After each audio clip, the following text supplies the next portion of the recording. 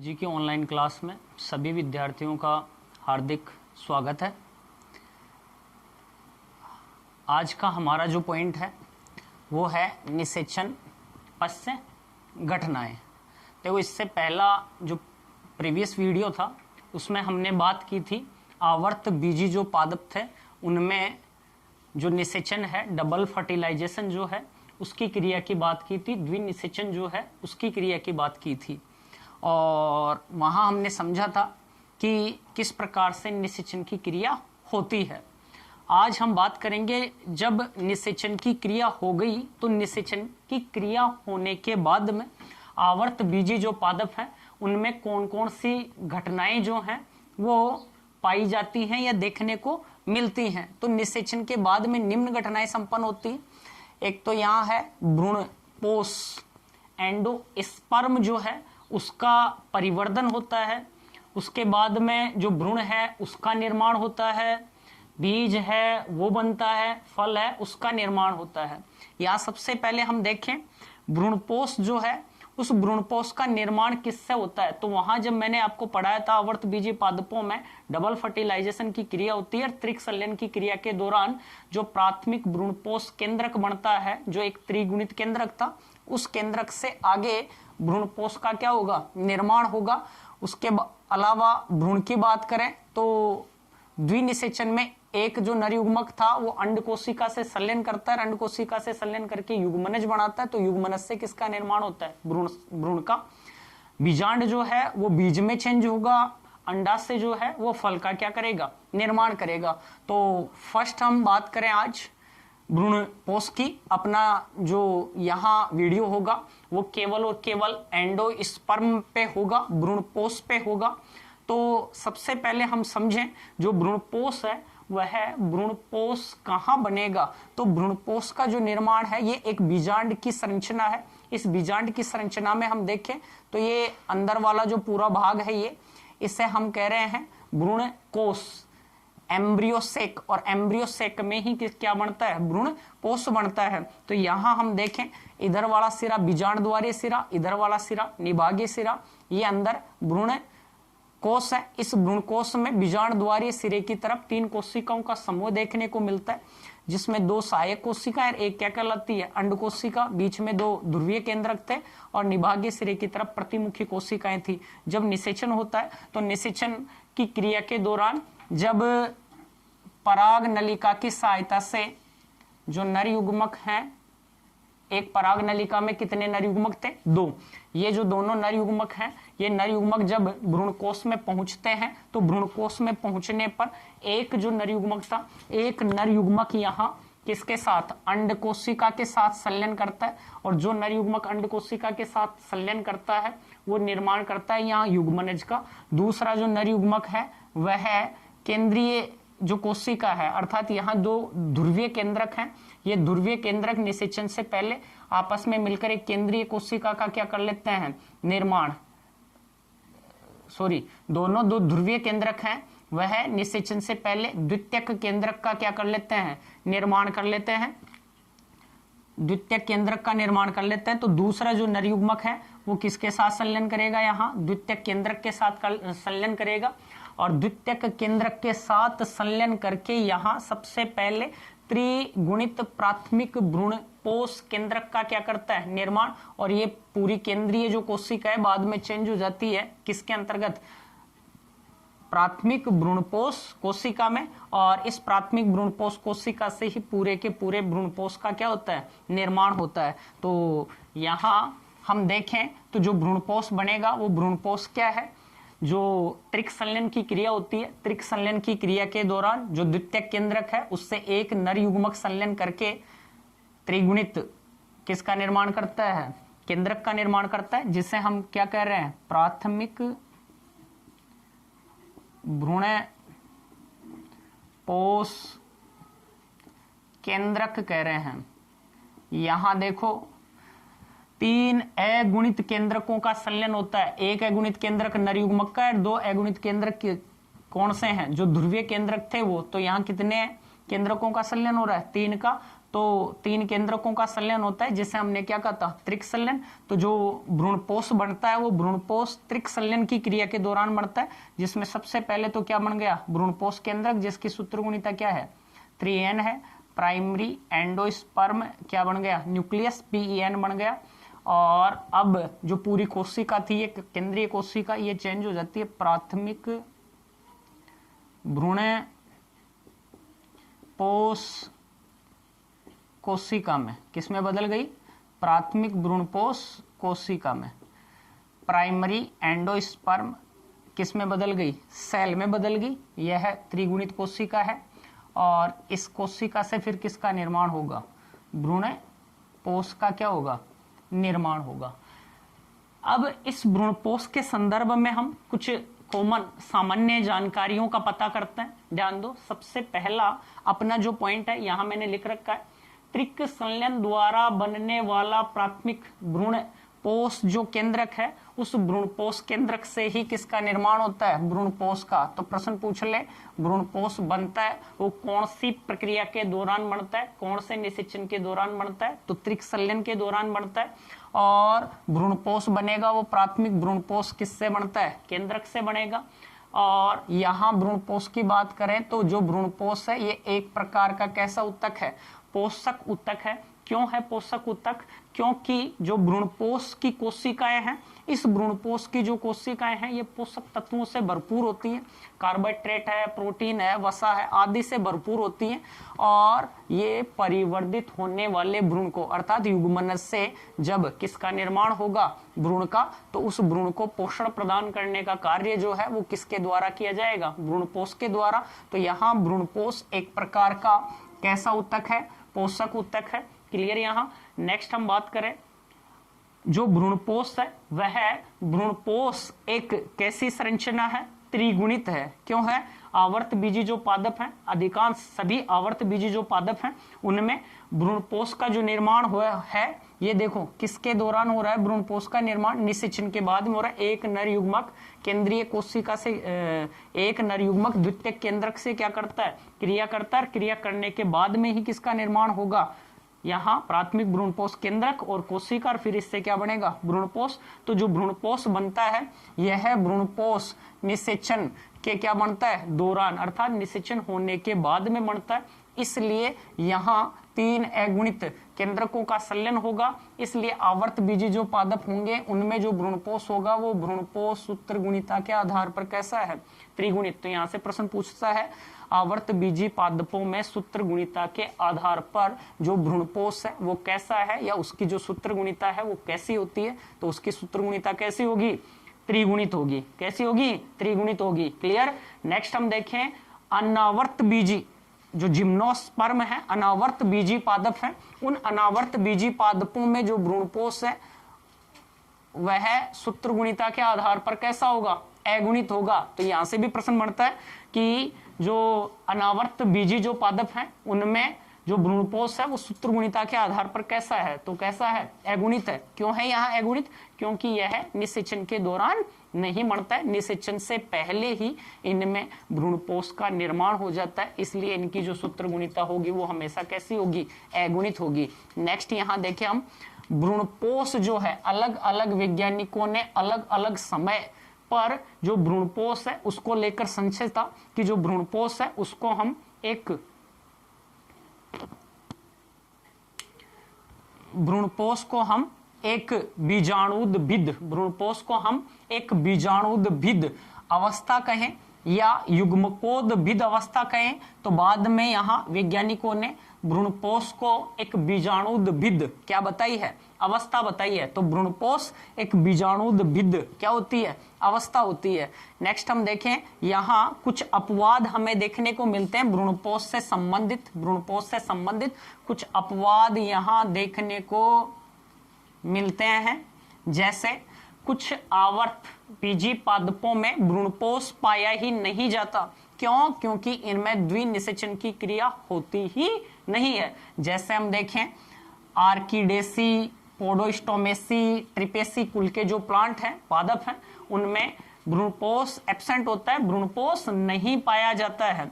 इसके अलावा हम देखें आइनेथेरा में, किसमें देखें, आइनेथेरा में, तो इसमें द्विगुणित प्रकार का क्या पाया जाता है, भ्रूणपोष हमें देखने को मिलता है। नेक्स्ट हम बात करें प्लम्बेगो और फ्रिटिलेरिया की, तो इनमें जो भ्रूणपोष है वह कैसा देखने को मिलता है, बहुगुणित, अर्थात यहाँ इनमें भ्रूणपोष की जो सूत्र गुणिता होगी वो 5n होगी, बहुगुणित होगी, इससे भी अधिक पाई जाती है। जैसे पेप्रोमेसिया की बात करें, हम किसकी बात करें, पेप्रोमेसिया की, तो पेप्रोमेसिया के अंदर हम देखें तो यहाँ जो भ्रूणपोष है उसकी जो सूत्र गुणिता है वो 9n प्रकार की होती है।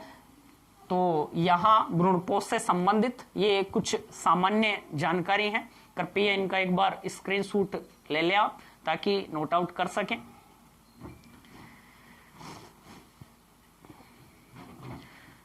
आगे हम बात करें जो भ्रूणपोष है इसके टाइप्स की, इसके प्रकारों की, तो परिवर्धन के आधार पर जो भ्रूणपोष है यहाँ वह कितने प्रकार के भ्रूणपोष हमें देखने को मिलेंगे, तो डेवलपमेंट के आधार पर जो भ्रूणपोष है वो हमें यहाँ 3 प्रकार के देखने को मिलते हैं। परिवर्धन के आधार पर हमें 3 प्रकार के भ्रूणपोष देखने को मिलते हैं, जिनमें से एक आता है केंद्रकीय भ्रूणपोष न्यूक्लियर एंडोस्पर्म, दूसरा आता है कोशिकीय भ्रूणपोष और तीसरा आता है माध्यमिक या हेलोबियल प्रकार का क्या है, भ्रूणपोष है। इसको हम बने रहने देते हैं चित्र को, क्योंकि यहाँ इसमें आपको ये समझाना है कि ये भ्रूण कोष है और इस भ्रूण कोष में ही भ्रूणपोष का क्या होगा, निर्माण होगा। तो फर्स्ट हम बात करें केंद्रकीय भ्रूणपोष,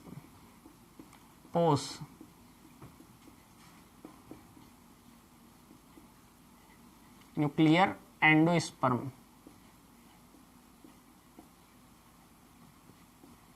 सेकंड हम बात करें कोशिकीय भ्रूणपोष, दूसरा अपना जो भ्रूणपोष है वो कैसा है, कोशिकीय, सेल्यूलर।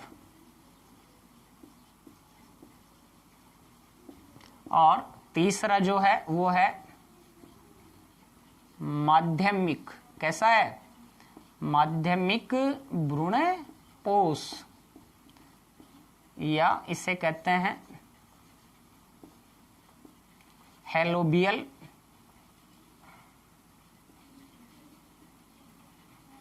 एंडोस्पर्म। कैसा है, हेलोबियल एंडोस्पर्म। तो यहाँ जो भ्रूणकोष पोष है वह भ्रूणपोष कितने प्रकार के हैं, 3 प्रकार के। सबसे पहले हम बात करेंगे यहाँ केंद्रकीय भ्रूणपोष की। देखो यहाँ बीजांड से हम इस भ्रूणकोष को, एम्ब्रियो सैक को, भ्रूण कोष को बाहर निकाल कर अध्ययन करें, देखें तो देखो ये भ्रूण कोष है, एम्ब्रियो सैक है। इस एम्ब्रियो सैक में इधर हम बात करें तो ऊपर की तरफ यहां इधर है बीजांड द्वारीय सिरा,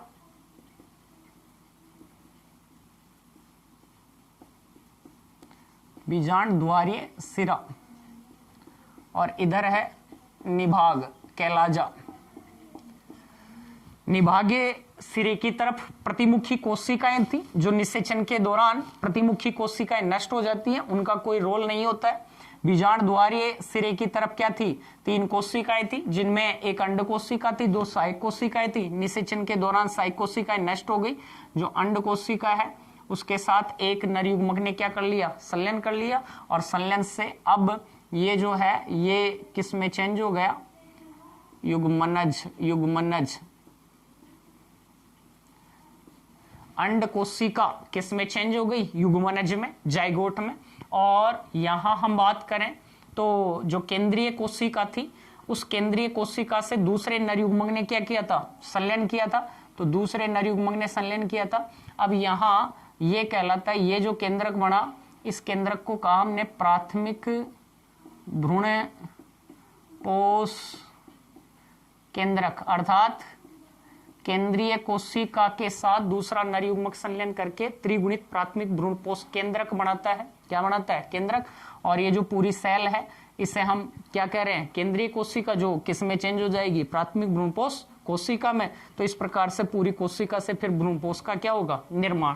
तो यहाँ ये जो सेल है ये पूरी, इससे पूरे के पूरे भ्रूणपोष का निर्माण कैसे होगा। तो देखो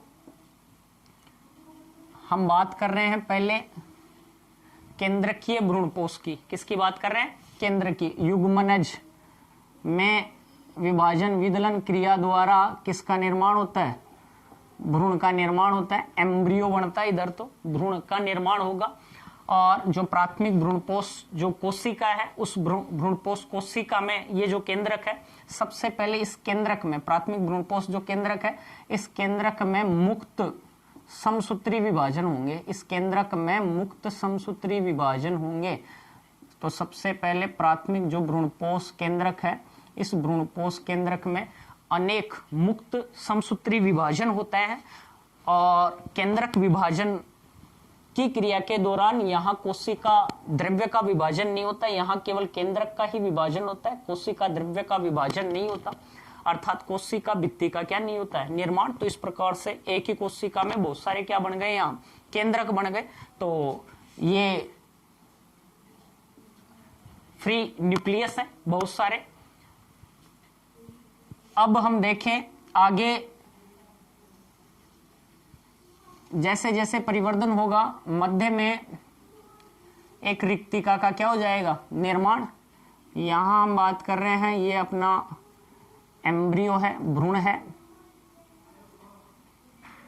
अब जो केंद्रक हैं, उन केंद्रकों को जब खूब सारे केंद्रक बन जाएंगे एक साथ, इन सभी जो केंद्रक हैं, इन केंद्रकों को कोशिका द्रव्य मिल जाएगा, अर्थात कोशिका भित्ति का क्या हो जाएगा, निर्माण हो जाएगा।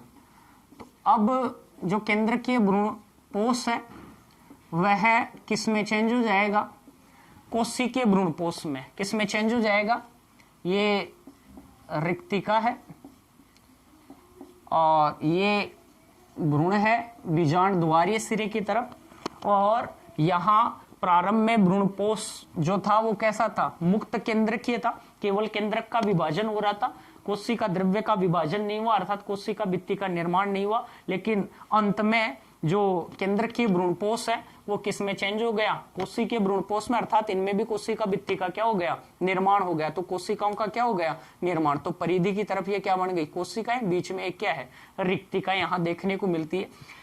इस प्रकार का जो भ्रूणपोष है यह सबसे सामान्य टाइप का, सबसे सामान्य प्रकार का भ्रूणपोष है, क्योंकि अधिकांश जो आवर्त बीजी पादप हैं, लगभग 56% जो आवर्त बीजी पादप हैं, उनमें हमें इसी प्रकार का भ्रूणपोष देखने को मिलता है। इसका सबसे जो उपयुक्त एग्जाम्पल की हम बात करें तो जैसे नारियल है, तो नारियल के अंदर जो नारियल का पानी होता है, वो पानी प्रारंभ में ये केंद्रीय भ्रूणपोष को दर्शा रहा है। जो तरल अवस्था में, तो नारियल का जो पानी पी रहे हैं हम, जो पानी पीते हैं वह कैसा है, तरल भ्रूणपोष है।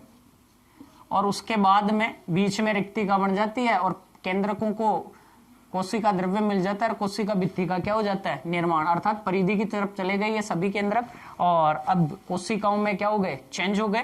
तो अब ये किस में बदल गया, कोशिकीय भ्रूणपोष में। तो नारियल में जो चटक हम खाते हैं, वह जो चटक है वह भी कैसा है, भ्रूणपोष। तो प्रश्न पूछता है नारियल में खाने योग्य जो भाग है वो कौन सा है, तो खाने योग्य जो भाग है वो कौन सा है, भ्रूणपोष को खा रहे हैं। नारियल का जो पानी है वो तरल भ्रूणपोष को दर्शा रहा है। तो यहाँ केंद्रकीय भ्रूणपोष पूछ सकता है या तरल भ्रूणपोष पूछ सकता है। तो ये सबसे सामान्य प्रकार का क्या है, भ्रूणपोष है। इसके अलावा हम देखें तो जैसे खजूर है, मूंगफली है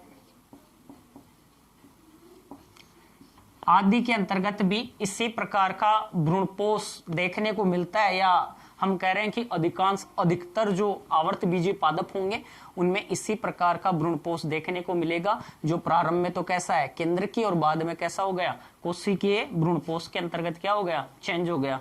तो क्लियर यहां तक। नेक्स्ट हम बात करें कोशिकीय भ्रूणपोष की। किसकी बात करें, कोशिकीय भ्रूणपोष की।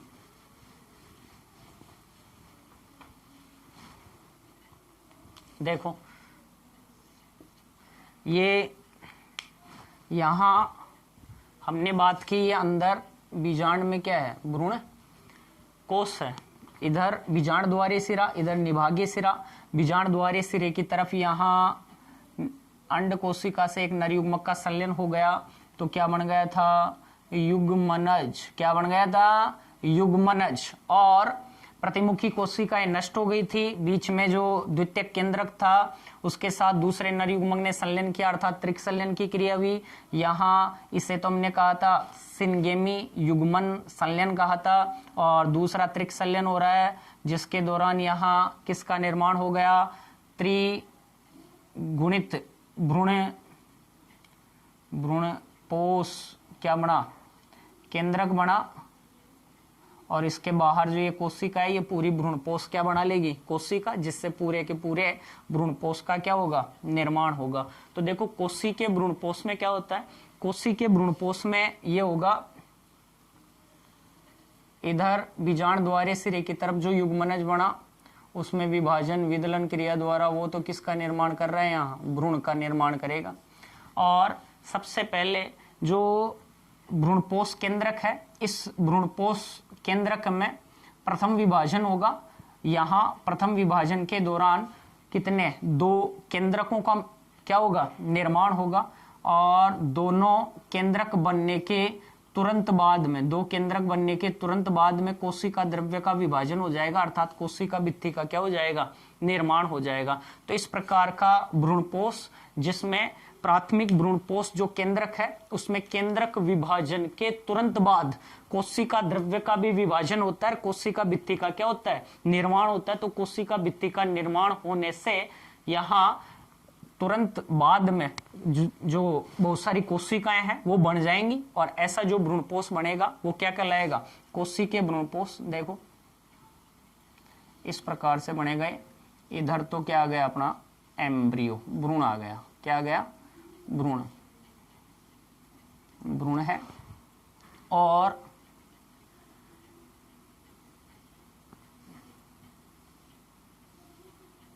केंद्रक विभाजन के तुरंत बाद कोशिका द्रव्य का विभाजन होगा और कोशिका भित्ति का क्या हो जाएगा, निर्माण हो जाएगा। तो ये बहुत सारी क्या बन जाएंगी, कोशिकाएं बन जाएंगी। तो इस प्रकार का जो भ्रूणपोष बनेगा वो क्या कहलाएगा, कोशिकीय भ्रूणपोष। क्या कहलाएगा, कोशिकीय भ्रूणपोष कहलाएगा। क्लियर यहाँ तक।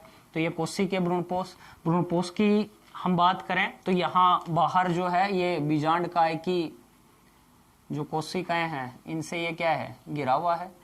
तो इसकी संपूर्ण जो स्ट्रक्चर है इस प्रकार से बनाए हम।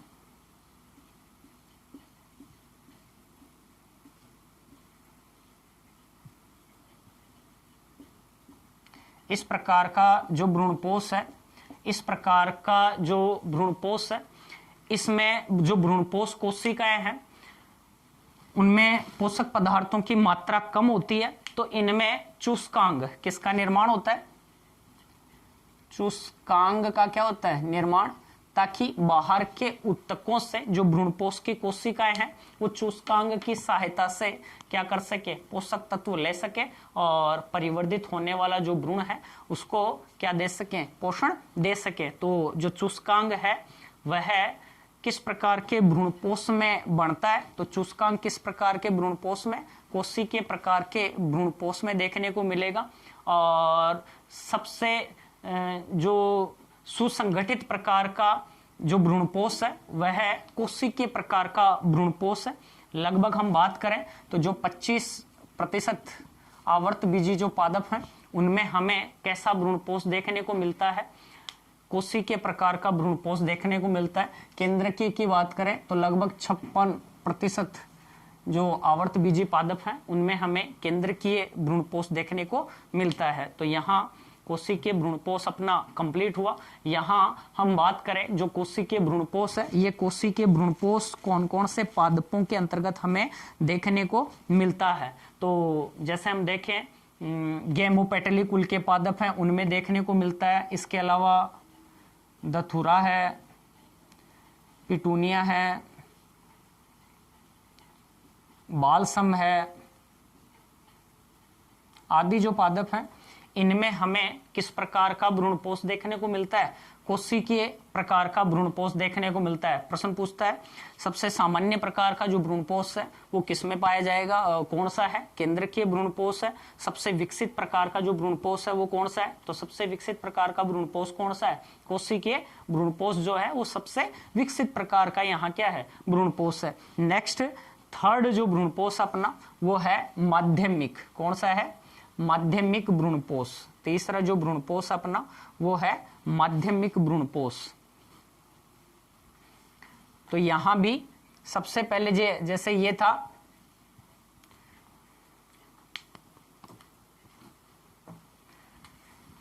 यहां बात की हमने भ्रूण कोश की, इसमें अंड कोशिका से संलयन के दौरान युग्मनज और द्वितीयक जो केंद्रक था उसके साथ नरयुग्मक संलयन करके किसका? भ्रूणपोष केंद्रक का क्या कर लेता है? निर्माण। माध्यमिक भ्रूणपोष किसे कहेंगे? सबसे पहले तो ये देखें ऐसा भ्रूणपोष जो केंद्रकीय भ्रूणपोष और कोशिकीय भ्रूणपोष दोनों का मिला जुला रूप हो। कैसा हो? दोनों का मिला जुला रूप, अर्थात उसमें मुक्त केंद्रक भी दिखाई दे और कोशिकाएं भी क्या हो? बने। तो ऐसा जो भ्रूणपोष है वो क्या कहलाएगा? माध्यमिक भ्रूणपोष कहलाएगा। और ये जो भ्रूणपोष है एक बीजपत्री जो पादप है उनमें जो हेलोबियल गण है उनके पादपों में हमें देखने को मिलता है। तो यहां हम बात करें इसकी, तो जैसे इसमें बीजांड द्वारे सिरे की तरफ तो क्या बन गया? भ्रूण बन गया। और जो प्राथमिक भ्रूणपोष केंद्रक था उस प्राथमिक भ्रूणपोष केंद्रक में विभाजन हुआ। विभाजन से दो केंद्रक बने, एक जो बीजांड द्वारी सिरे की तरफ है वो और दूसरा इधर बनेगा। तो यहाँ जस्ट केंद्रक विभाजन के तुरंत बाद कोशिका भित्ति का निर्माण हुआ। तो जो निभागीय सिरे की तरफ तो जो कोशिका द्रव्य मिला जिस केंद्रक को वो तो मिला कम, अर्थात एक जो निभागीय सिरे की तरफ जो कोशिका बनी वो तो बनी छोटी, और बीजांडीय द्वारीय सिरे की तरफ जो कोशिका बनी वो कोशिका कैसी बनी? यहाँ बड़ी कोशिका बनी। अब इनमें प्रारंभिक अवस्था में दोनों में ही मुक्त केंद्रक विभाजन हमें देखने को मिलता है। दोनों में ही प्रारंभिक अवस्था में हमें मुक्त केंद्रक क्या देखने को मिलता है? विभाजन देखने को मिलता है। जहां ये तो अपना क्या है? एम्ब्रियो है, भ्रूण है।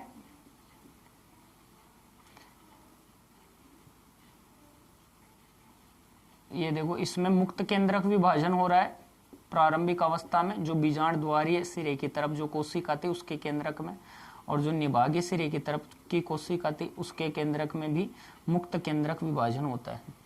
उसके बाद में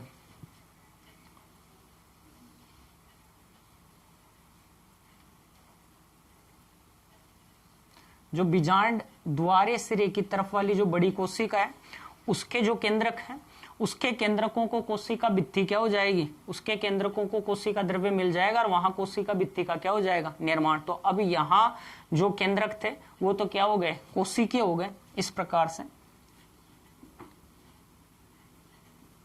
ये तो था भ्रूण, अपना क्या था? भ्रूण। और बीजांड द्वारे सिरे की तरफ जो केंद्रक था उसको तो क्या मिल गया? उनके जो केंद्रक थे सभी, इनमें केंद्रक जो थे बन रहे थे उन सभी को कोशिका द्रव्य मिल गया, कोशिका भित्ति का निर्माण हो गया। और बाद में ये तो कैसा हो गया? कोशिकीय। और जो निभागीय सिरे की तरफ था उसके बीच में एक रिक्तिका का निर्माण हो गया और परिधि की तरफ क्या थे? केंद्रक उपस्थित थे। तो ये तो है मुक्त केंद्रक। क्या है? मुक्त केंद्रक। क्या है? मुक्त केंद्रक। और ये कोशिकीय भ्रूणपोष है। तो यहाँ दोनों प्रकार के जो भ्रूणपोष हैं उनका मिला जुला क्या है, रूप हमें यहाँ देखने को मिलता है। इसलिए इसे हम माध्यमिक भ्रूणपोष या क्या कह रहे हैं, हेलोबियल प्रकार का क्या कह रहे हैं, भ्रूणपोष कह रहे हैं। और किस में देखने को मिलेगा हमें? मोनोकॉट्स एक बीजपत्रियों के हेलोबियल जो गण है उसमें हमें इस प्रकार का जो भ्रूणपोष है वो देखने को मिलता है। एक बार स्क्रीनशॉट ले लें आप।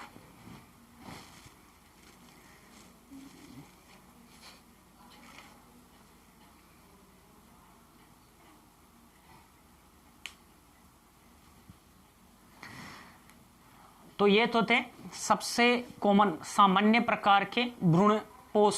इसके अलावा हम बात करें तो अन्य प्रकार के भ्रूणपोष हमें और दिखाई देते हैं और देखने को मिलते हैं, जो बहुत रेयर पाए जाते हैं, बहुत कम पाए जाते हैं। तो अधिकांशतया तो भ्रूणपोष ये तीन ही प्रकार के, केंद्रकीय, कोशिकीय और हेलोबियल।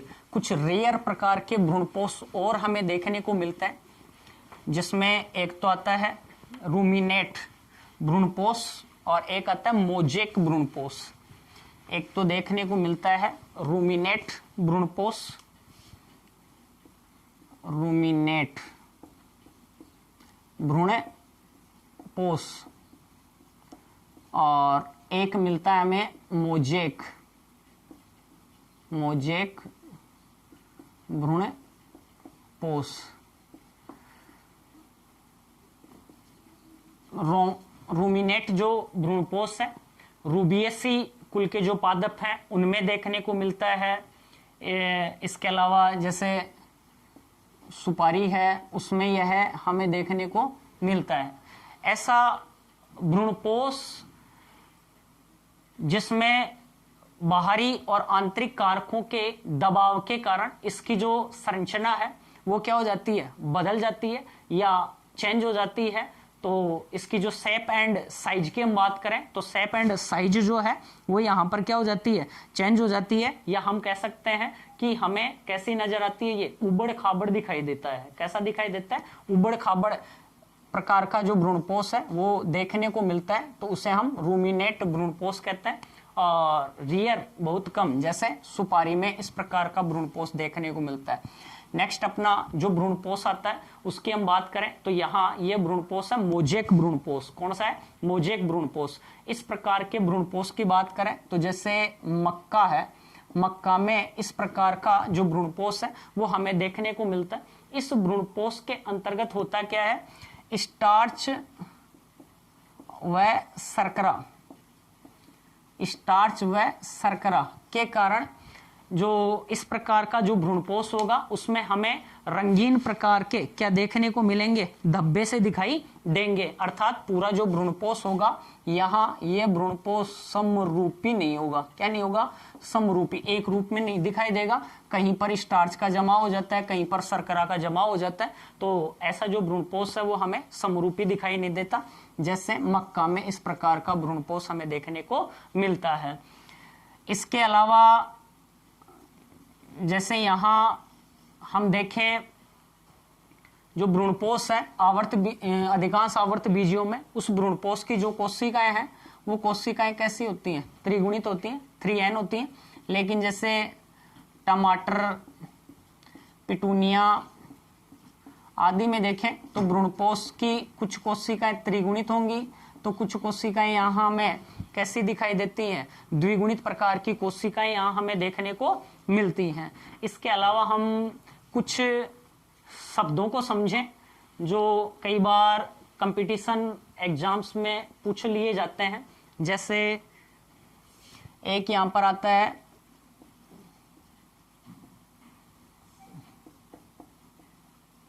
जीनिया,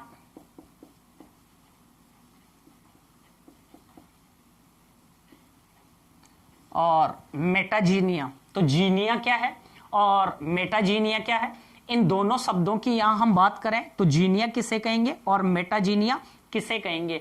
तो इसके अंतर्गत यह है कि जो पराग कण है उन पराग कणों की, पराग कणों की भ्रूणपोष पर, पराग कणों का भ्रूणपोष पर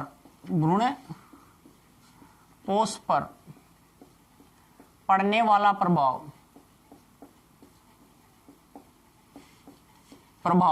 क्या कहलाएगा? जीनिया कहलाएगा। जैसे मक्का में देखने को ये मिलता है जीनिया। पराग कणों का भ्रूणपोष पर क्या प्रभाव पड़ेगा? पड़ने वाला प्रभाव क्या कहलाएगा? यहाँ जीनिया। एक शब्द है यहाँ मेटाजीनिया। क्या है? मेटाजीनिया। पराग कणों का भ्रूणपोष के बाहरी जो भी उत्तक हैं, उन उत्तकों पर पड़ने वाला जो प्रभाव है वो क्या कहलाएगा? मेटाजीनिया कहलाएगा। जैसे पाम वगैरह में जो मेटाजीनिया है उसकी जो घटना है वो हमें देखने को क्या होती है? मिलती है। इसके अलावा ही हम यहाँ बात करें, एक शब्द आता है एल्यूरोन। और ये मिलता है हमें एल्यूरोन परत के रूप में। किसके रूप में मिलता है? एल्यूरोन परत के रूप में। जैसे खाद्य बीज होते हैं, हम बात करें गेहूं की, चावल की, मक्का की आदि में हम देखें ना, तो इनकी जो बाहरी परत है वह बाहरी परत क्या कहलाती है? एल्यूरोन परत कहलाती है, जो प्रोटीन युक्त क्या है? परत है।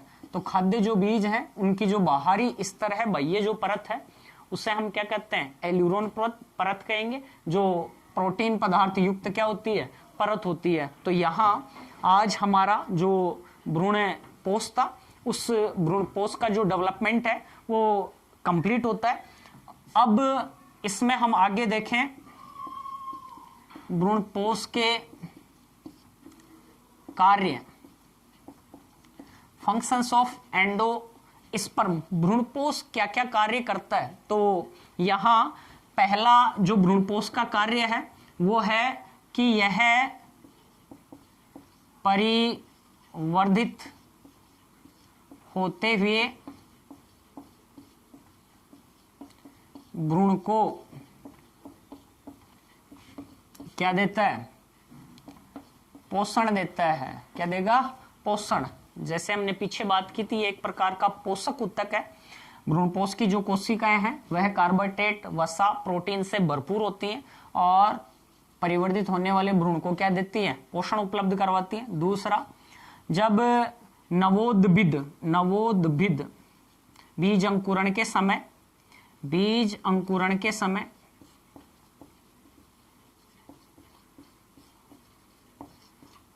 जो नवोद्भिद पादप होता है, जब तक उस नवोद्भिद पादप में जड़ों का क्या नहीं होगा? विकास नहीं होगा, तो उसे जो न्यूट्रिशन, पोषण देने का कार्य होगा वो कौन प्रदान करेगा? भ्रूणपोष प्रदान करेगा। तो आज अपना जो टॉपिक था भ्रूणपोष वो यहाँ पर कंप्लीट होता है। धन्यवाद सभी को। जय हिंद।